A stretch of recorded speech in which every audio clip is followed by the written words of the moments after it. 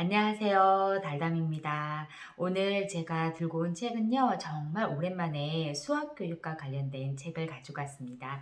바로 내 아이 수학 약점을 찾아라 라고 하는 책인데요. 우리 아이들 수학 공부 요즘 열심히 하고 있나요? 제가 오늘 썸네일에 수학의 절반은 이것이다 라고 퀴즈식으로 썸네일을 한번 만들어 봤습니다. 혹시 세 글자 어머니들 맞추실 수 있으실까요? 네, 바로 정답은 자신감입니다. 사실 우리 공부에서 가장 중요한 것 중에 하나가 뭐냐면 공부에 대한 긍정적인 정서이거든요. 근데 그 정서 안에서도 내가 잘 해낼 수 있다라고 하는 이 자신감이 사실은 수학뿐만이 아니라 모든 교과에도 굉장히 중요한 부분이죠.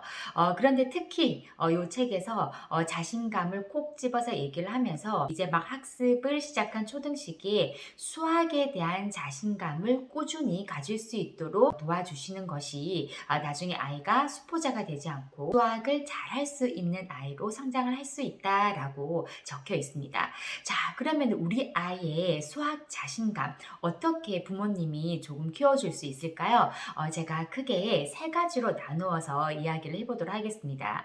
그 중에서 첫 번째가 신선하게 읽었던 부분이 있는데요. 그 부분을 먼저 공유를 해드릴게요. 자, 어머니들 학창 시절에 수학 좀 하셨나요? 저는 학창 시절에 수학을 아주 좋아했던 문과생이었습니다. 사실 저는 이 부분을 우리 아이에게 조금 오버해서 일부러 얘기하기도 합니다. 엄마는 수학을 학창 시절에 정말 너무 좋아해서 아마 역사 선생님이 안 되었다면 미술 선생님이 안 되었다면 제가 미술도 좋아하거든요.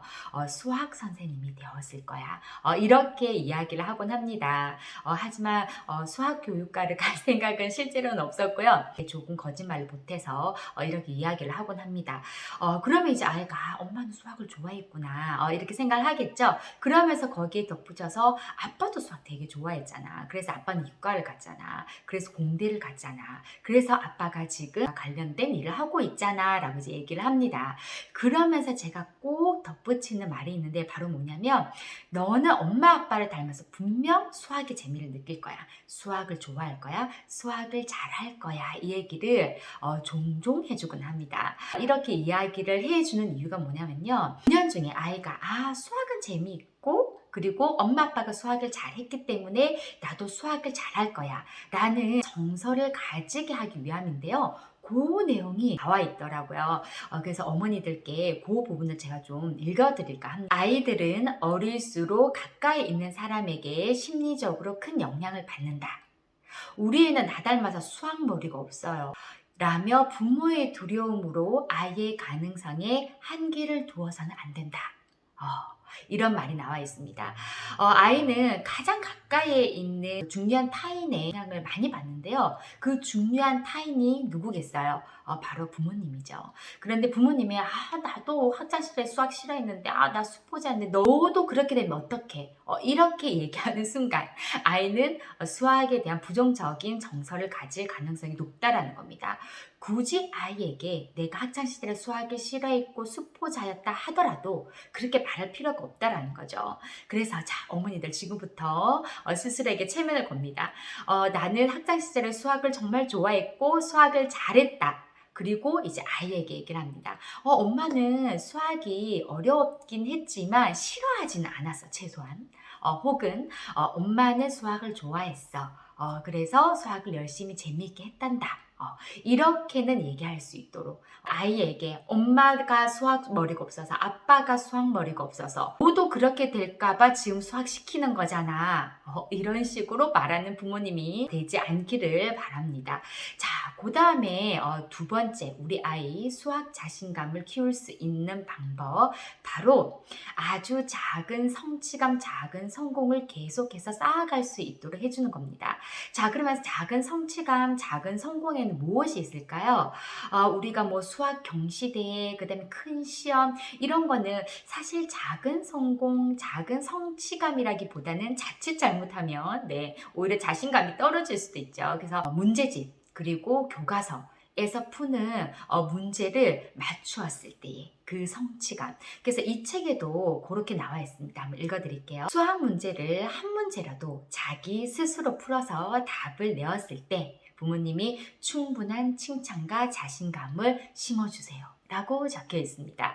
자, 우리가 아이가 10문제의 수학 문제를 풀었어요. 그런데 이제 매겨보니까 9개가 틀리고 하나가 맞췄어요. 자, 보통 어머니들은 어떻게 하시겠어요? 너는 10문제에서 9개나 틀렸어? 우리는 보통 틀린 이 9개에 주목을 하면서 아이에게 이야기를 하죠. 그런데 반대로 와, 이거 되게 어려운 문제인데 너 한 문제 맞췄구나. 너 대단하다. 요 한 문제를 맞췄기 때문에 나머지 9개도 너가 조금만 더 생각을 하고 설명을 들으면 맞출 수 있을 것 같아. 자, 어떠세요? 똑같은 상황인데 엄마가 어떻게 말을 하느냐에 따라서 아이는 작은 성취감, 작은 성공을 맛볼 수가 있고 반대로 좌절감을 맛볼 수가 있습니다. 실제로 우리 아이에게 비슷하게 이렇게 해본 적이 있는데요. 최상위 수학 아시죠? 문제집 중에서 그래도 나 수학 좀 한다 라고 하는 아이들이 푼다는 최상위 수학을 제가 저희 아이 초등학교 1학년 때부터 한번 풀어보게 했었는데요. 사실 초등학교 1, 2학년 저학년 때는 최상위 수학이라고 하더라도 이제 배운 범위가 그렇게 내용이 깊고 어렵지 않기 때문에 수학 실력이 그래도 아주 뭐 떨어지는 아이가 아니면 저는 충분히 풀 수 있는 수준이라고 생각을 했습니다. 근데 이제 학년이 올라가면 이제 진짜 최상위 수학의 그 레벨의 깊이가 달라지고 빛을 발할 수는 있겠죠. 어쨌든 저는 이제 최상위 수학을 아이한테 주면서 얘야 이거 진짜 문제집 중에서는 가장 어려운, 그러니까 수학을 굉장히 잘하는 아이들이 푸는 문제집인데 한번 풀어볼래? 저희 아이는 또 좀 그런 욕심이 있어서 또 풀어본다고 합니다. 그런데 제법 잘 맞췄어요. 그러니까 이제 폭풍 칭찬을 하는 거죠. 세상에 이렇게 어려운 문제를 네가 이렇게나 많이 맞췄단 말이야? 맞춘 거에 집중해서 폭풍 칭찬을 해주는 거죠.